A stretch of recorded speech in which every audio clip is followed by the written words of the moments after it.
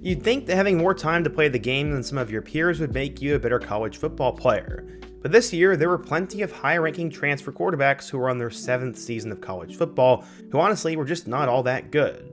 They could have played 30, 40, or even 50 years of college football. I don't think any of them would have been stars or made it to the NFL. In today's video, we get to talk about my favorite subject in the world, 7th-year quarterbacks. I'm going to try to rank all these 7th-year quarterbacks and look how they did on their current team and how good of a 2024 season they ended up having. To be honest, there's really only one of these guys that had a good season. But before we get started, if you're a big fan of college football, be sure to subscribe to the channel, leave a like if you want to support today's video, and let me know what player, team, topic, or situation I can cover next.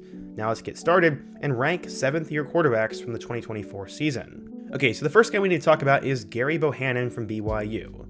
Starting off this list, we have Gary, and the reason he's in last place is pretty simple, and that's because he didn't even play.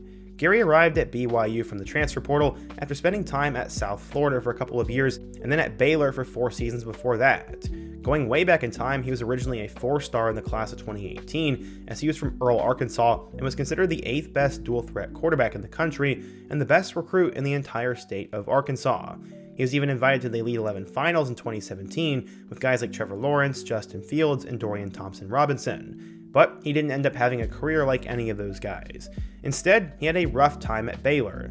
He didn't find the field all that much during his first 3 years there, sitting behind guys like Charlie Brewer and Jacob Zeno. It wasn't until the 2021 season that he earned a starting spot and led the Bears to a 12-2 breakout season, throwing for 2,200 yards and 18 touchdowns with 7 picks. Sadly though, he ended up losing his spot to Blake Shapen after he got hurt, and looking for another starting spot, he entered the portal and ended up at USF for the 2022 campaign. But things at USF weren't good either.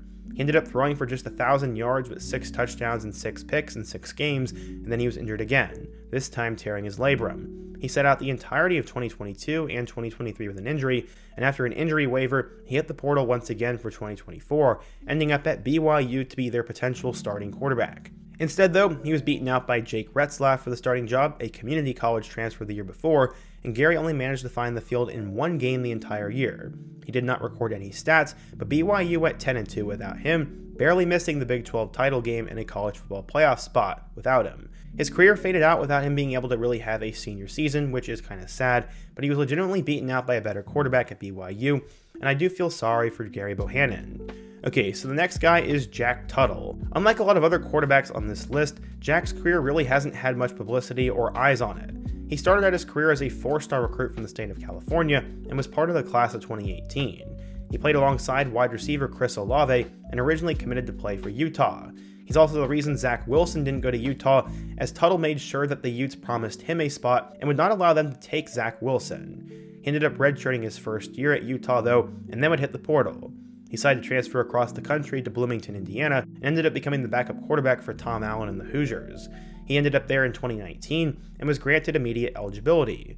He ended up playing in 5 games as the backup to Michael Penix Jr. and threw for just 34 yards before entering 2020 as the once again backup. In 2020, the Hoosiers had that crazy year in which Michael Penix took off and he had that crazy play to beat Penn State, but then things fell apart for them. After potentially being able to win the Big Ten, Penix got hurt, and Tuttle all of a sudden had to play. He made his first career start against Wisconsin, and he ended up starting those last 2 games of the year, going 1-1 after beating the Badgers, and then losing to Ole Miss in the bowl game. He threw for 362 yards and 2 touchdowns with an interception. He then became the backup in 2021, throwing for 400 yards and 2 touchdowns and 5 picks, and he only started 1 game in 2022, throwing for 82 yards in his score. He then ended up at Michigan for their national championship winning 2023 season, where he was a backup behind J.J. McCarthy the entire season.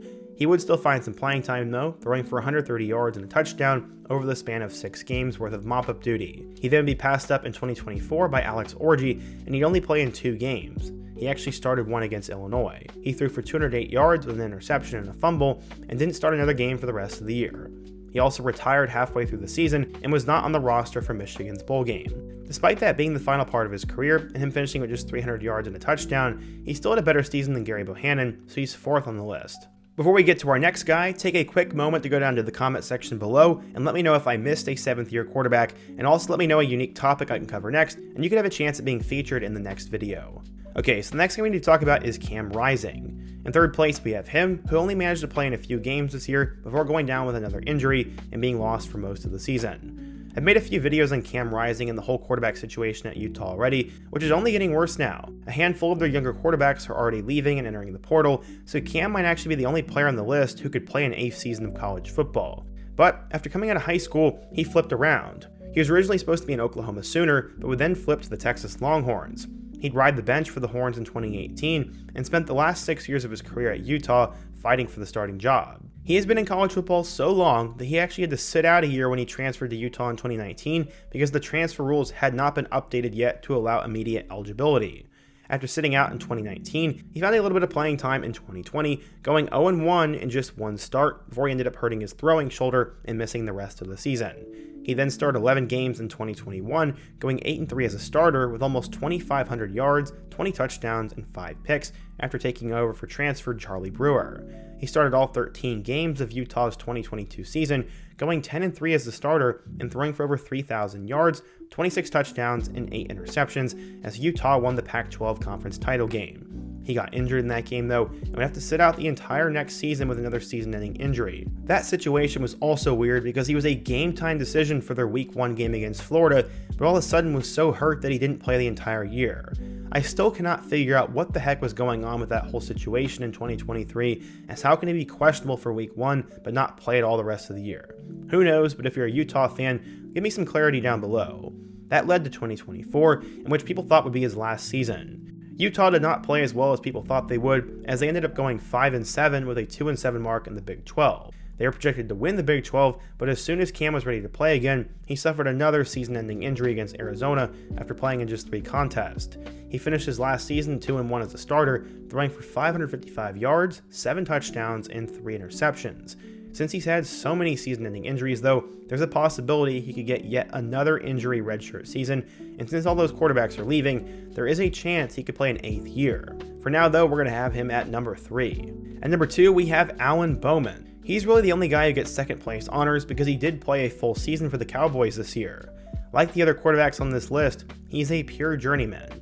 He started his career as a 3-star recruit and actually arrived in 2018 at Texas Tech under head coach Matt Wells. He won a 3-way quarterback competition with McLean Carter and Jet Duffy, and despite being 3rd on the depth chart at one point, Bowman would take over. Sadly, he had a collapsed lung, but would end up starting 7 games for the Red Raiders, throwing for 2,600 yards, 17 touchdowns, and 7 picks, with a 4-3 record. He then entered 2019 as the starter for Tech, but got hurt after playing in just 3 games. He took a red shirt. In 2020, he appeared in 8 games for them, going 2-4 as the starter, throwing for 1,600 yards, 10 touchdowns, and 7 picks. His struggles that year opened the door for Utah State transfer Henry Colombi to become the starter, so then Bowman decided to transfer to Michigan, I believe as a walk-on, to be the backup for the 2021 campaign. He then spent 2 years in Ann Arbor, playing in just 3 games each year, and throwing for a total of 69 yards and 1 touchdown and 1 pick. Many thought he was actually studying up to be a coach, but after the 2022 season, he kind of shocked everybody and hit the portal again, and looking for a place to start, he ended up back in the Big 12, this time with Oklahoma State. His experience looked to be a good thing since the Cowboys had just lost Spencer Sanders to Ole Miss in the portal, which was a weird decision, and he then finished the year 9-4 as a starter, helping lead Oklahoma State to a Big 12 championship game appearance and a win over Texas A&M in the Texas Bowl. He had thrown for 3,500 yards, 15 touchdowns, but an absurd high 14 picks. There were some thoughts that he and Oklahoma State would improve a ton in 2024, as many thought the Cowboys could be the second best team in the conference, but it did not go as planned. After a few weeks, Bowman started to show serious progression as a passer, coming to the point where he was benched a handful of times. In just 9 starts in 2024, he went 3-6 as a starter, throwing for 2,000 yards, 16 touchdowns, and 12 picks. The offense was just all messed up, as Bowman couldn't figure it out, and Ollie Gordon was kind of wasted. He proved that he was a good game manager, but could not win games for Oklahoma State, and despite nearly playing for a decade, he never really had one great season. The Cowboys ended up going 3-9 after starting out 3-0, and despite how horrible of a season he had, he's still technically the second best in terms of 7th-year quarterbacks. That leads us to our last guy, and that is Tyler Shough. At number 1, we have a bit of a surprise, as this past season he played at Louisville. He is another one of those quarterbacks that's had a really long career, and has been trying to find his place in college football. After originally committing to North Carolina coming out of high school, he would then flip to Oregon, and spent a little bit of time there. He was part of Oregon's 2018 recruiting class and was supposed to be the heir to Justin Herbert after he left for the NFL. He stayed with Oregon for a total of 3 years, but he sort of struggled in 2020, and Anthony Brown would then end up beating him out. he had thrown for 1,600 yards with 13 touchdowns and 6 picks, as well as being a dual threat quarterback, but Oregon ended up going 4-3. As I said, Boston College transfer Anthony Brown beat him out, and then Shough would hit the portal for 2021. He ended up over at Texas Tech, but things in Lubbock didn't go all that well. There must be something in the water. After 3 years there, he only played in 15 games, throwing for 2,900 yards with 20 touchdowns and 11 picks, but he was injured a lot. In each of those seasons at Texas Tech, things were cut short due to season-ending injuries, and he finished his time there with a 9-4 record as a starter. After getting a waiver to play one more season due to his injury-riddled time at Texas Tech, Tyler was able to hit the portal for 2024, this time ending up at Louisville, where he just had the best season of his career. He honestly had the only decent season of all the 7th-year quarterbacks, but to be fair, he was 25 years old. He led the Cardinals to an 8-4 record, and Tyler was a starter for all 12 games, throwing for 3,200 yards and a career-high 23 touchdowns. At Louisville, he joined a high-flying offense under Jeff Brom and was sort of exactly like Jack Plummer. He was a plug-and-play rental for one season and helped Louisville end up winning 8 games, but then he had some sort of weird opt-out NIL situation in the bowl game. At least that's what some were speculating. In my eyes, he probably just decided not to play because he's gearing up for the draft. I don't think Tyler Shough is going to take over the NFL, but I do think he is good enough to at least be drafted in the later rounds, and if not, be an undrafted free agent that could make the roster and be a practice squad quarterback. I mean, if Jack Plummer can do it, I think Tyler Shough can do it. Yeah, that about wraps up the list. There probably were a couple more 7th-year quarterbacks that I may not know about, and if I missed one, be sure to let me know down below. As you guys know, I am not a fan of the 7th-year stuff, and while I would never wish for any players to have bad seasons, some do, and if anybody's going to have a bad year, I'd rather it be the 7th-year guy than anybody else. But yeah, what do you guys think? What do you think of these 5 players on the list? Who's the guy I missed, and what topic should I cover next? Be sure to let me know down below, leave a like if you can support today's video, subscribe if you're new, and check out all my other videos on the end screen. I hope to see you guys again soon, but until next time, peace.